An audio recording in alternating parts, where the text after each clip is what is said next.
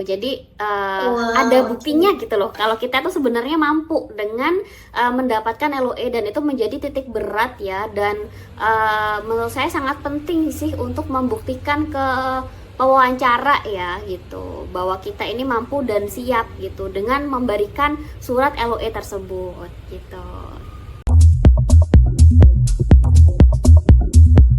Hai all, welcome back to Z Story. Hai teman-teman semua, apa kabar yang lagi nonton di rumah?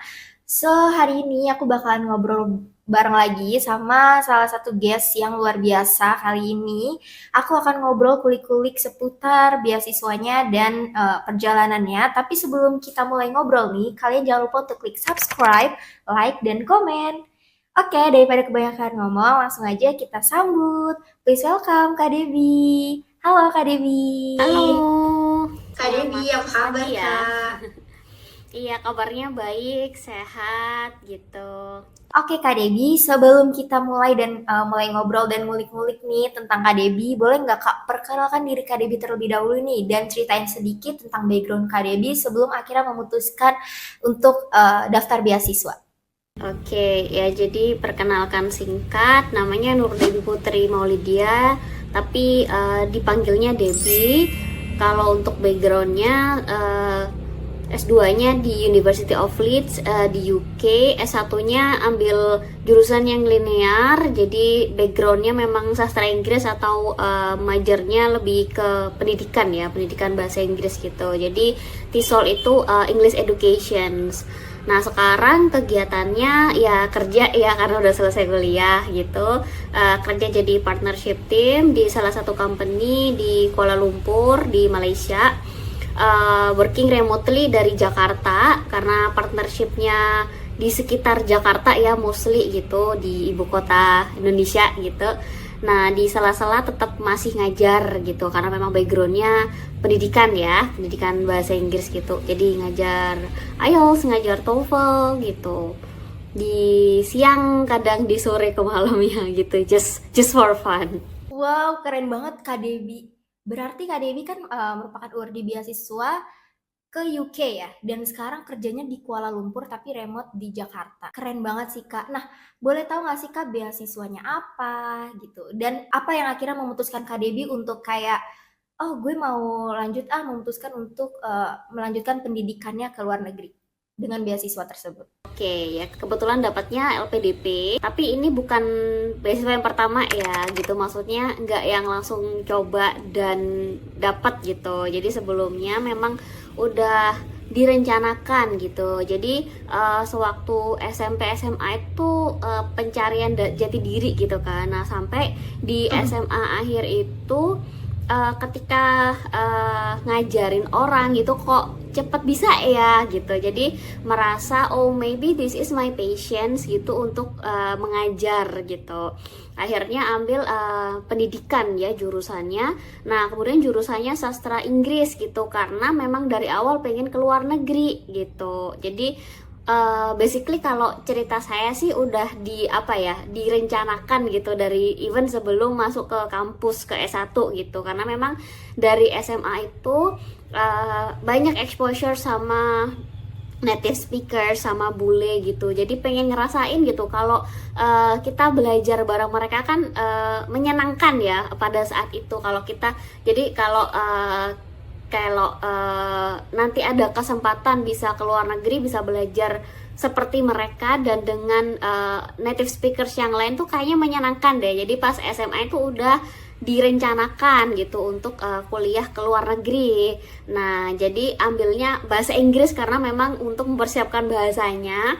Kalau pendidikannya karena memang merasa oh this is my patience gitu in teaching or ya ngajarin orang lah gitu. Itu sih sebenarnya alasan besarnya. Dan tadi sempat dimention kan di awal ini bukan beasiswa yang pertama, jadi nggak ada yang mulus ya teman-teman. Saya juga pernah ketolak dulu gitu, jadi pas kuliah tuh disiapin baik-baik bla bla bla. Nah ketika udah sidang, if I'm not mistaken Mei sih, terus Juni or Juli gitu langsung daftar LPDP gitu. Nah yang pertama ditolak dulu gitu karena ya ternyata setelah refleksi ya oh kayaknya belum siap banget deh dan belum ada banyak pengalamannya gitu. Akhirnya siapin lagi untuk kerja 1 tahun setelah lulus, baru daftar lagi LPDP. Nah itu baru lolos gitu. Baiklah, berarti Kak Debbie waktu menempuh S1-nya dengan jurusan ini ya pendidikan bahasa Inggris, lalu S2-nya juga sama ya Kak? Betul. Jadi memang orangnya ini sih terplan dari awal gitu. Even dari SMA tuh udah ngeplan untuk S1 S2-nya gimana gitu. Ya seperti yang Kak Debbie bilang ya memang passionnya ternyata mungkin Kak Debbie suka mengajar gitu ya. Nah, mungkin nih Kak sama halnya seperti teman-teman DERS, aku pun sangat tertarik juga untuk ikut beasiswa apalagi LPDP yang seperti beasiswa yang Kak Debbie bilang gitu. Nah, kalau boleh tahu nih dengan prosesnya waktu LPDP, aku penasaran Kak Debbie tuh waktu itu proses seleksinya seperti apa? Dan waktu itu apakah Kak Debbie jadi LPDP itu kan memang ada 2 ya Kak, yang dimana kayaknya kalau aku cari-cari tuh bisa kita nyari kampusnya dulu baru daftar LPDP atau kita daftar LPDP-nya dulu baru dapat kampusnya. Nah kalau Kak Debbie tuh waktu itu memilih yang mana tuh Kak? Oke, jadi for your information ini udah lama ya gitu, jadi sebelum COVID gitu kan. Memang ada beberapa yang berbeda. Jadi saat ini kan saya juga selain ngajar bahasa Inggris juga jadi mentor untuk study abroad gitu. Jadi sedikit banyak harus mau nggak mau update ya sama beasiswa terutama LPDP gitu. Nah mungkin bedanya adalah di seleksi yang kedua gitu. Jadi beda nama aja sih. Nah kalau teman-teman di sini ada kesempatan untuk dapat LOE, itu saya saranin dapat LOE dulu karena bisa skip yang kedua gitu. Jadi kalau udah dapat LOE dari kampus atau udah diterima kampus itu kan nggak perlu lagi belajar TPA atau tes psikolog gitu. Jadi langsung nanti siapin wawancara gitu. Nah kalau cerita saya sebelumnya, karena memang kalau kita mau dapat kampus itu apalagi saya rencananya kan di UK yang mereka cuma punya intake 1 kali, itu kita dealing sama timeline mereka gitu. Jadi kebetulan LPDP buka itu belum dibuka untuk pendaftaran tahun depan gitu. Jadi karena alasan itu saya daftarnya LPDP dulu tapi tanpa LOE gitu. Jadi setelah upload berkas dan lain-lain itu saya masih nextnya belajar TPA gitu. Jadi nyelesain dulu untuk tes yang kedua sebelum wawancara. Nah, tapi sadar diri ya bahwa LOE itu penting. Jadi ketika proses menunggu untuk waktu seleksi kedua dan ketiga itu saya daftar kampus gitu. Jadi ketika wawancara itu saya udah dapat LOE gitu. Jadi walaupun pas pendaftaran saya tanpa LOE, ketika wawancara saya jelasin, saya perkenalan diri bahwa I got the LOE already from University of Leeds gitu. Jadi ada buktinya gitu loh kalau kita tuh sebenarnya mampu dengan mendapatkan LOE, dan itu menjadi titik berat ya, dan menurut saya sangat penting sih untuk membuktikan ke pewawancara ya gitu bahwa kita ini mampu dan siap gitu dengan memberikan surat LOE tersebut gitu. Wow, oke. Jadi emang bedanya tuh ketika sudah daftar LOE baru dapat LPDP-nya tuh memang ada tes yang skip ya Kak, yang dimana mungkin kalau udah dapat LOE kita nggak perlu tes dalam pendaftaran beasiswa LPDP-nya. Yes, betul. Oke. Nah kalau selama proses daftar beasiswa nih Kak, boleh nggak sih Kak share tips-tipsnya? Mungkin itu kan pasti banyak ya tahapannya, ada motivation letter, IELTS-nya. Nah itu boleh kasih tips nggak Kak ke teman-teman yang mungkin dia juga lagi tahap struggle dalam proses pendaftaran beasiswanya gitu, khususnya LPDP. Yes, jadi it's a very very long way gitu. Jadi yang pasti saya sampaikan adalah teman-teman yang mau studi ke luar negeri itu harus punya motivasi yang besar gitu dan mental yang tangguh gitu. Bukan hanya pinter ya, karena pinter itu nomor sekian gitu, berprestasi itu nomor sekian. Yang penting punya motivasi gitu. Kenapa punya motivasi? Karena yang disiapin banyak, prosesnya panjang kayak gitu, dan harus kuat mental karena kita harus kuat ketika mempersiapkan semuanya sendiri. Kan nggak semua orang ya mau ya, nggak semua teman-teman kita, teman-teman di sini tuh yang memang mempersiapkan untuk S2 gitu. Jadi mentalnya harus kuat dan pasti ada penolakan gitu. Saya juga pernah ditolak kampus, saya pernah ditolak beasiswa, panjang gitu kan ceritanya. gitu. Kayak contohnya waktu di kampus saja, di angkatan saya yang daftar kuliah ke luar negeri itu bisa dibilang kurang dari 5 orang gitu. Dan yang berangkat ke luar negeri itu di angkatan saya tuh kayak 3 orang mungkin ya. Untuk S2 ke luar negeri ya, itu di angkatan saya waktu S1. Dikit banget ya Kak. Iya gitu. Jadi memang teman-teman di sini harus punya motivasi dan mental yang kuat, karena itu tadi bakal menghadapinya kemungkinan sendiri dan akan ada banyak penolakan. Dan untuk tetap keep up the struggle, terus nggak mudah nyerah, itu harus punya motivasi yang kuat. Dan jangan sampai motivasinya tuh dari eksternal aja. Oh, kepingin kayak kakak A, B, C gitu-gitu, kayaknya asik deh kuliah ke luar negeri. No, nggak semuanya asik gitu ya. Jadi harus benar-benar menemukan juga internal motivation. Kenapa sih kalian ini mau kuliah ke luar negeri gitu, alasannya apa gitu, itu harus benar-benar kuat. Nah, kalau untuk yang disiapin itu kan cukup banyak, jadi harus dicicil gitu.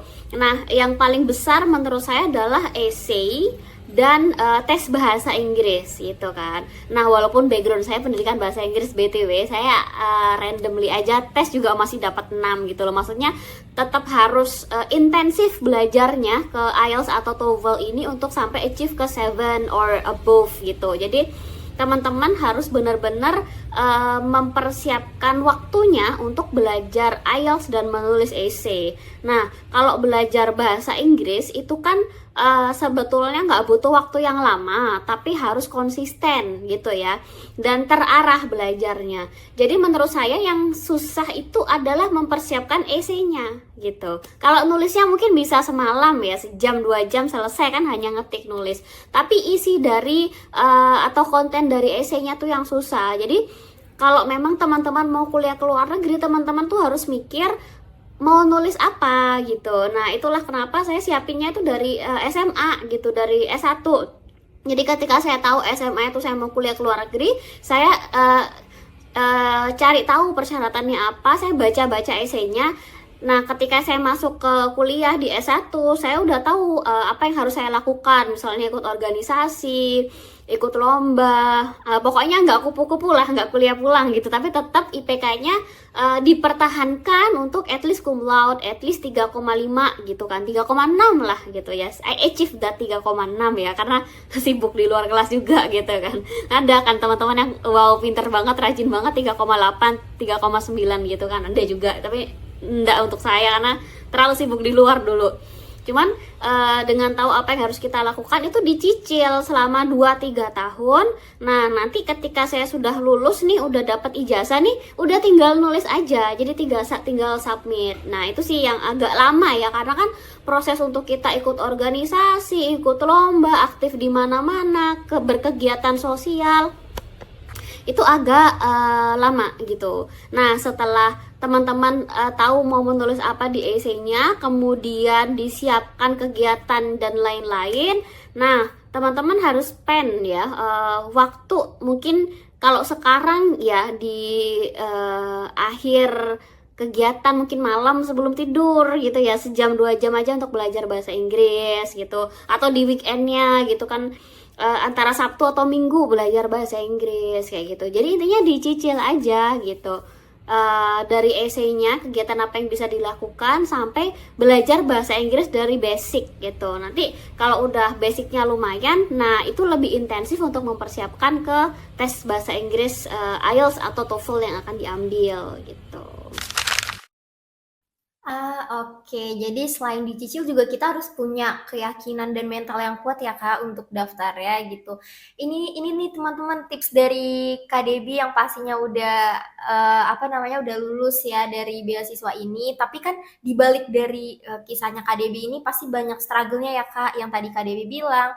Jadi KDB sempet gagal ya Kak untuk daftar beasiswa gitu.